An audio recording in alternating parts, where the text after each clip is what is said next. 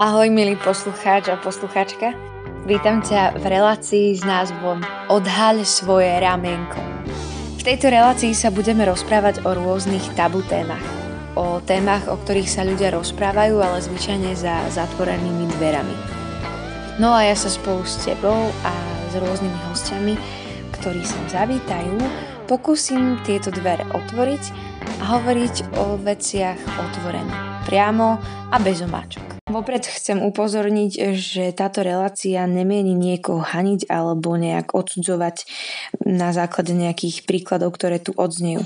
Táto relácia spúšťa verejnú diskusiu o rôznych témach, z ktorých si môžeš buď niečo zobrať, nejak sa poučiť, alebo nebudeš počúvať a môžeš nás vypnúť. A teraz k prvej téme. Hneď na začiatok sa budeme rozprávať o sexe. Konkrétne o sexe pred a po svadbe. What is better? Čiže čo je lepšie? Dnešná doba je veľmi presexualizovaná a tým myslím to, že napríklad už len keď výjdeme na námestie alebo na akékoľvek námestie, v akomkoľvek meste, v akejkoľvek krajine, vidíme tam rôzne reklamy na spodné prádlo, na oblečenie, kde sú tie modelky a modely polonahý, ak nie skoro nahý. No a podobné články na internete, ako napríklad ak s tebou nespí, nemiluje ťa. Alebo jedna veľmi dobrá reklama na nemenovanú klobásu v televízii, ktorá vyzerá asi podobne takto. Kde sa chlapec s dievčaťom stretne na diskotéke, potom si to v noci rozdajú a ráno chlapec s raňajkami v rukách prichádza k tejto dievčine a zoznamuje sa s ňou, predstavuje svoje meno. A podobné rôzne veci. No a ja túto tému chcem bližšie rozoberať s jedným veľmi vzácnym človekom, ktorého mám tú česť poznať. Volá sa Martin a ďalej sa nám sám predstaví. Tak volám sa Martin, som stále študent vysokej školy na City University of Seattle. Pracujem ako finančný sprostredkovateľ už zhruba 2,5 roka ako manažer. Môj deň vyzerá asi tak, že ráno sa zobudím a niekedy skôr, niekedy neskôr. Dám si kavičku, naplánujem si deň alebo nejak si to pripravím, idem si zacvičiť do posilky, potom si pripravím nejakú administratívu a tak ďalej, riešim klientov cez deň alebo s priateľmi sa stretávam. Mám veľmi taký flexibilný čas a veľmi sa snažím si to udržiavať tak, aby som mal čo najviac času s priateľmi a s ľuďmi, ktorých mám rád. Snažím sa, aby môj deň vyzeral hlavne tak, ako som vždycky chcel.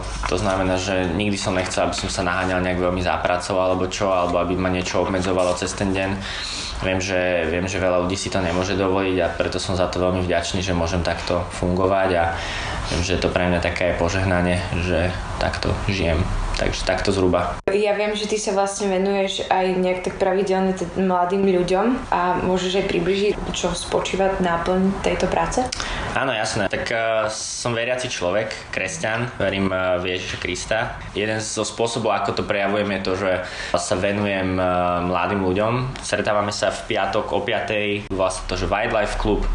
A venujeme sa tínedžerom od 13 do 20 rokov, ktorí jednoducho si zvolia trošku inú cestu, ako v piatok večer ísť možno niekam do Randalu alebo niekde a chcú proste žiť iný život, takže venujem sa im a rozoberáme spolu aj takéto témy, ako teda si chcela rozoberať dnes a myslím, že ich pripravujeme na život oveľa viacej, ako možno tento svet ich vie pripraviť. Takto, ty máš priateľku, ale vieme, že si mal aj priateľky predtým nejaké, keď môžem prezradiť. Niečo som mal, dajme tomu, hej. Dobre, tak ja si ťa hneď na začiatok tak z hurta spýtam, že čo ty vnímaš pod pojmom sex? Wow, no, aj keď mám síce 22 rokov, tak myslím si, že tieto veci som si už zadefinoval oveľa skôr, keďže aj kvôli teda svojej viere, aj kvôli tomu, čo som si už prešiel.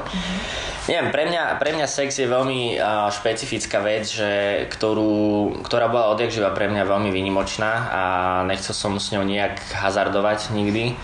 A pre mňa sex znamená veľmi intimné a veľmi blízke spojenie s druhým pohlavím. Podotýkam s druhým pohlavím, lebo osobne nemusím niečo odsudzovať na to, aby som s niečím nesúhlasil. Takže s druhým pohlavím, veďme to týmto smerom. A je to niečo, čo mám, alebo môžem dať tej výnimočnej osobe, alebo tomu človeku, ktorého naozaj milujem a naozaj je to niečo veľmi vzácne. Čiže definícia sex je vyslovene intimná fyzická blízkosť s tým druhým človekom, s druhým pohlavím, ktorého nadovšetko milujem, a osobne si myslím, že by to mala byť tá osoba, s ktorou by som chcel zostať už, poviem teda, že dlhodobo, ale najlepšie celý život. Sú také rôzne kompromisy, alebo sa diskutuje, že či je oral sex, alebo pre niekoho, keď zachádzame do úplných extrémov, je už aj boskávanie sex. Okay. Že ako to vnímaš ty, že je podľa teba oral sex alebo boskávanie? Pre mňa osobne boskávanie nie je sex. Je to veľmi intimná záležitosť, ale sexom by som to nenazval.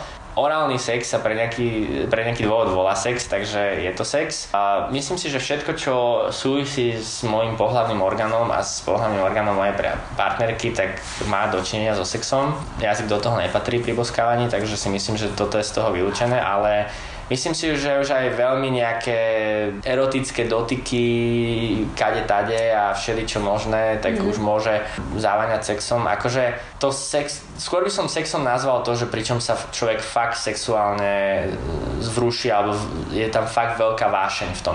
Je pre teba paničstvo hodnota alebo príťaž? Rozprával som sa s jedným dievčaťom, nebola to vtedy moja priateľka, ani nikdy, ale hovorila mi, že, lebo sa ma pýtala na to, lebo ja som ako verejne vždycky hovoril, že pre mňa je fakt sex vzácna vec a tak ďalej, že s tým nebudem hazardovať. A veľakrát som sa tým vyhol práve sexu takému náhodnému.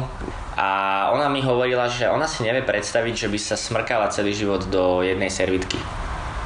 To vtedy som si uvedomil, že vlastne dnes ľudia majú, keď dokáže niekto prirovnať sex k smrkaniu do servitky, tak tam tá hodnota od toho sexu to je katastrofa. Veľmi zlé hodnoty v tomto svete.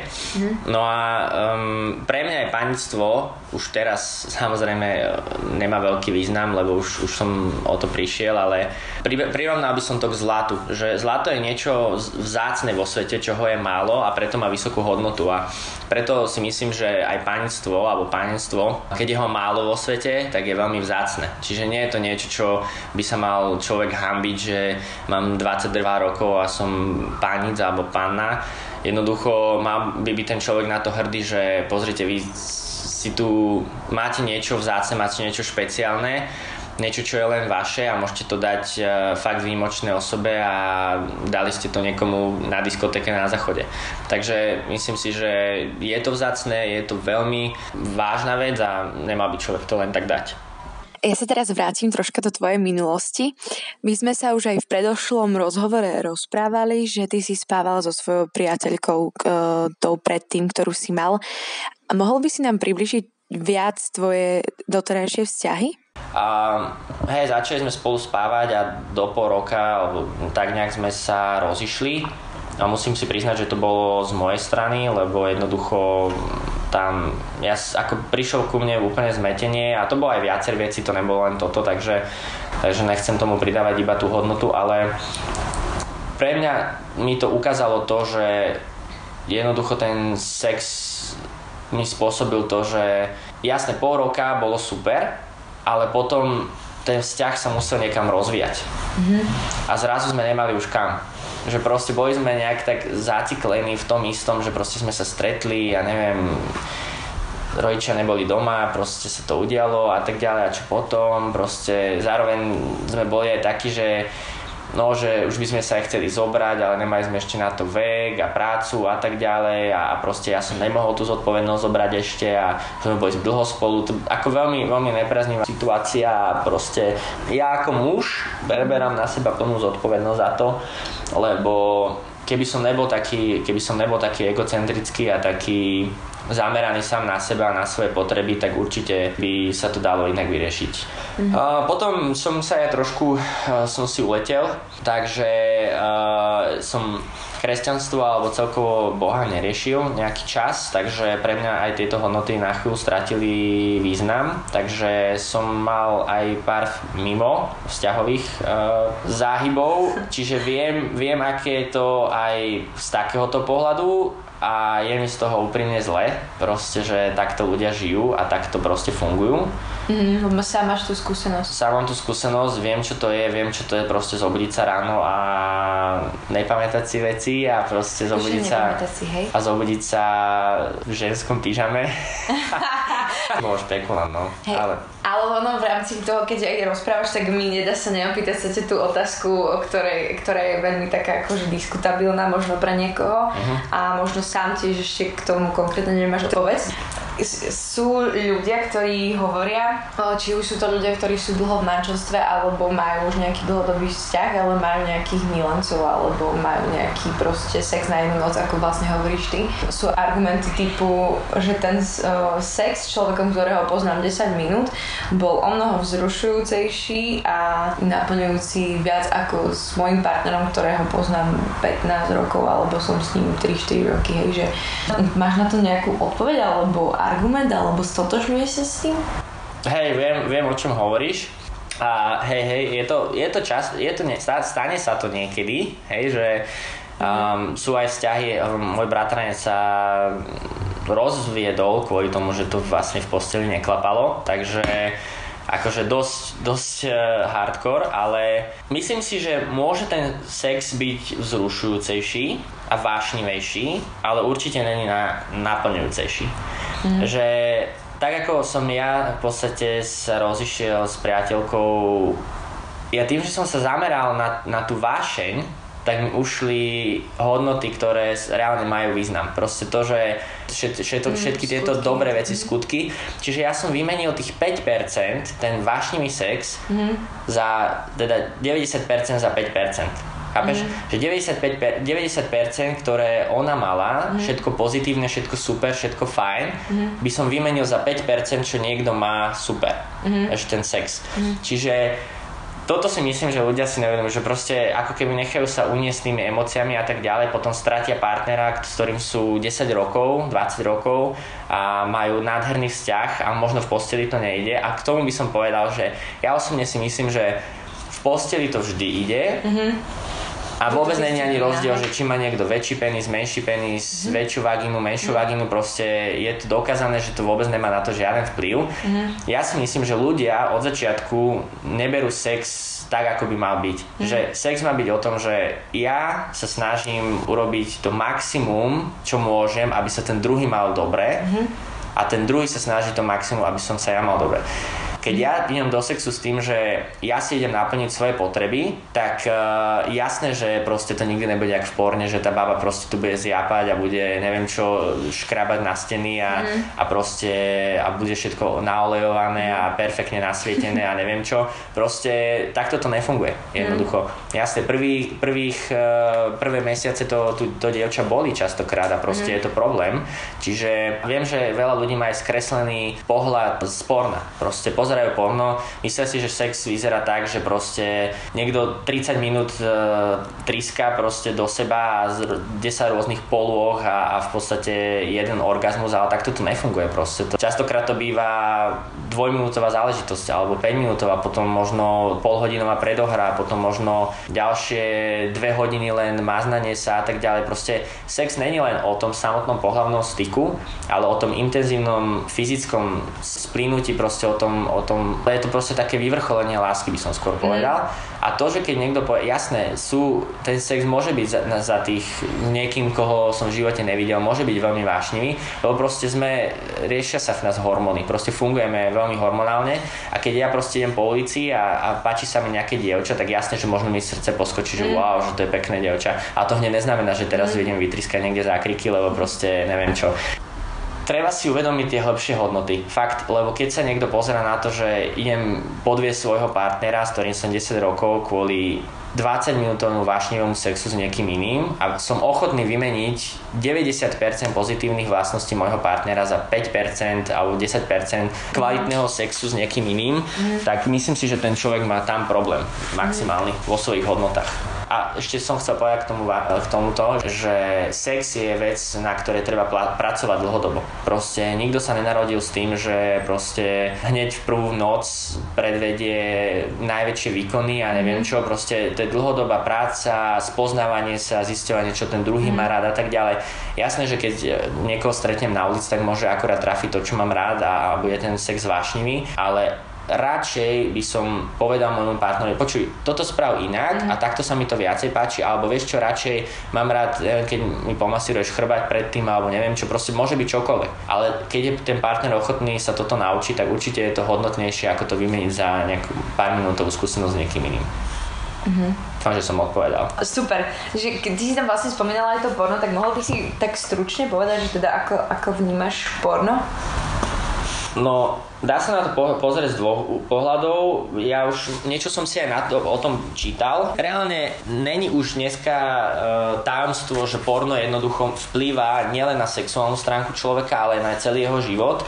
A že to mení to nejaké procesy v mozgu a začnete mať pokrivené predstavy ohľadom sexuality. Stretol som sa s pár ľuďmi, ktorí vyslovene najprv začali ľahším pornom, nejaké také tie romantickejšie verzie porna a tak ďalej. A dneska pozerajú porno, kde 30 chalanov tríska jednu babu proste 2 hodiny a proste semeno všade a neviem čo proste a už ani to ich nevzrušuje.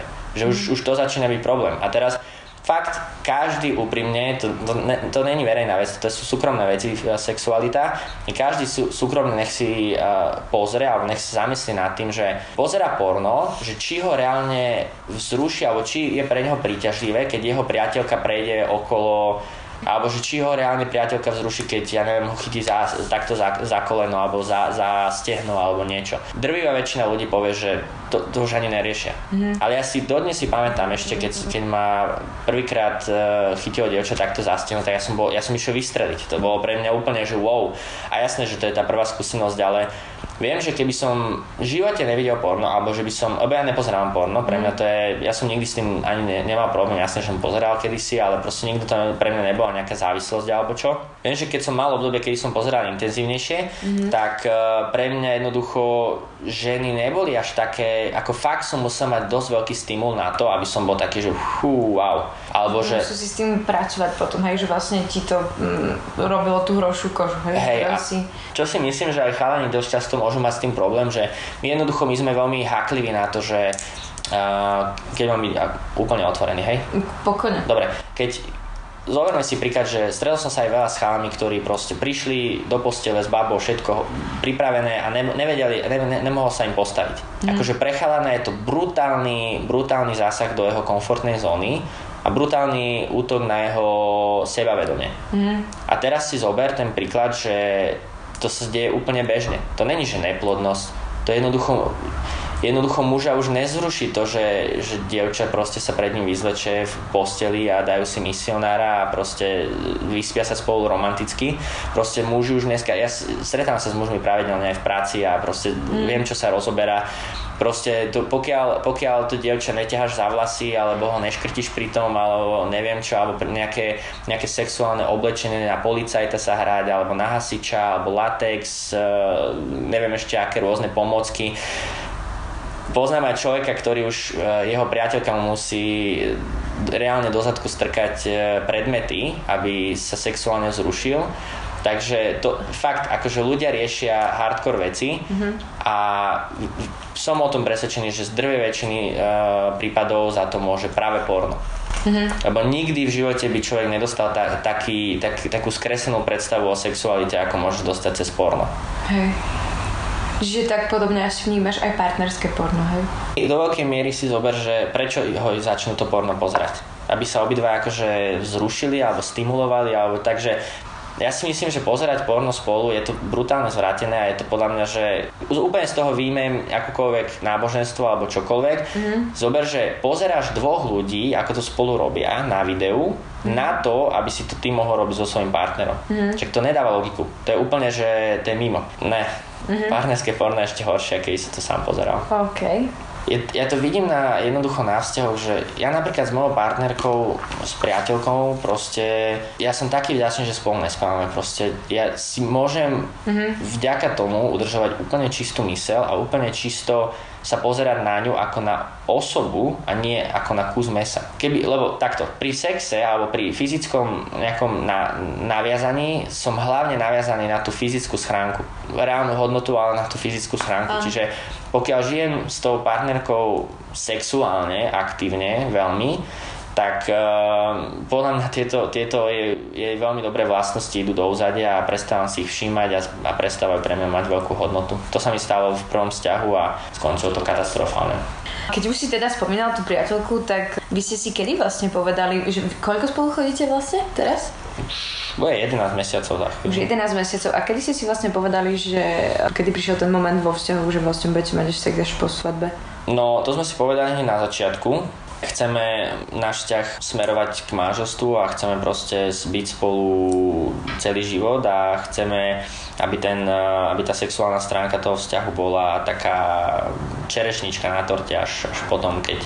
Lebo zoberme si fakt, že keď sa zoberieme, tak budeme mať toľko času proste na tieto veci, že to je až neskutočné, že naozaj o nič sa človek neukracuje, keď chvíľu počka. Fakt. A môže to byť rozdiel medzi vzťahom a rozchodom proste. Ako to sú desiatky rokov každodenného možno sexu a proste to človek sa po roku, po dvoch nabaží a aj tak to už potom pre ňoho nemáš taký význam. Takže fakt treba rozmýšľať mozgom a nie pohlavným orgánom. Posledná otázka na teba, len také upresnenie teda, že má sa teda človek, ktorý je panic alebo panna hanbiť za to, že je? Takto, priamo si myslím, že v žiadnom prípade nie. Zober si, že máš doma kocku zlata. Vieš, že zlato je vzácne, ale zase možno niekto povie, že si staromodný, lebo zlato je proste staromodná komodita. To hovorím teraz z toho investičného hľadiska, že proste, že si konzervatívny a tak ďalej, lebo však zlato už kto dneska rieši. Alebo máš nejaké šperky po babky, kto to dneska rieši, ale reálne tie šperky a to zlato má obrovskú hodnotu. Takisto to je podľa mňa aj s týmto, že proste možno si veľa ľudí povie, že si staromodný, že proste že puritán, alebo neviem, jak sa to volá, že proste odopieraš si sex a neviem čo, ale proste, no a čo, že si ho odopieram. Proste, jednak je to moja vec, je najdôležitejšie, aby som si ja v sebe povedal, že ako to má pre mňa hodnotu, že je to niečo, čo ja chcem dať tej výnimočnej osobe a to, čo si o tom myslia ostatní ľudia, to už není moja starosť. Lebo tí ľudia, či sa z toho smejú alebo to ocenia, nežijú tvoj život. Proste keď ty si s tým pokašleš vzťahy a pokašleš si s tým život, tak je to iba na tebe. Proste nikto tam nebude pre teba, aby ti pomohol. Je to môj život. Proste ja nechcem si do neho nechať rozprávať nejakým druhým. Takže určite je to podľa mňa vzácne, treba si to nechať aj pre mužov, podotýkam hlavne pre mužov, a že proste nie je to hanba, že si panic, proste to je dôležité. Podľa mňa je to vzácne. Je to vzácne. A to hovorí veľa aj o tebe ako o osobnosti. Martin, ja ti ďakujem za priblíženie tvojho príbehu, za tvoju otvorenosť a úprimnosť, za to, že si vlastne našim prvým oficiálnym hosťom relácie Odhaľ svoje ramienko a ja verím, že tento príbeh sa bude ďalej rozširovať a posúvať a ja ti prajem do ďalších dní mnoho dobrých a správnych rozhodnutí. Ďakujeme ti za rozhovor. Ďakujem, Maja. Tak, milí poslucháči, naša relácia Odhaľ svoje ramienko je práve u konca. Ja sa s vami lúčim a pozbudzujem vás, aby ste ďalej písali komenty, čo by ste chceli ďalej rozoberať, aké ďalšie tabú témy si myslíte, že by bolo vhodné o nich hovoriť. Lúči sa s vami Vicky.